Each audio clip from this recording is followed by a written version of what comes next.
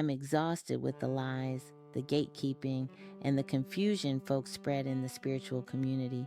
With all the healing and rebuilding our people need, it's wild to watch spiritualists beef over the dumbest, pettiest things. It's insecurity wearing a robe. People keep throwing the word hoodoo around like conjure work has always been one size fits all. It wasn't.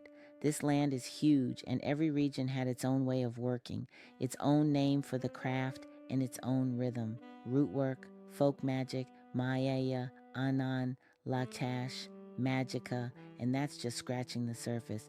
Before the word hoodoo even existed in common language, our ancestors were already conjuring under a dozen different names, shaped by land, language, tribe, and circumstance. You can't flatten all those histories into one word just because the internet made it catchy. Now let's talk folklore, since folks love to misuse that word. Folklore is not fake. Folklore is not made up stories. Folklore is the archive of a people. It's the way information was stored before we had the privilege to write freely. Folklore is the wisdom that survived when our elders couldn't speak openly. Folklore is the coded language of the oppressed. Folklore is instruction disguised as story. Folklore is how rituals, plant knowledge, taboos, protections, and cosmology survive generation to generation. That's why every major spiritual tradition is built on folklore. Ifa, folklore; Santeria, folklore; Hoodoo, folklore; Palo, folklore; Buddhism, folklore; Christianity, straight folklore from front to back; parables, miracles, metaphors, ancestral myths; Judaism, Catholicism, indigenous tribal practices, all folklore-based systems. Folklore is our inheritance. It's the memory of our people wrapped in story so it couldn't be erased. The real issue is this. Most folks out here didn't study past their little corner of the internet. They don't know the regional differences. They don't know the older names. They don't know how Appalachian conjure differs from low country work, or how Mississippi practices differ from Louisiana work.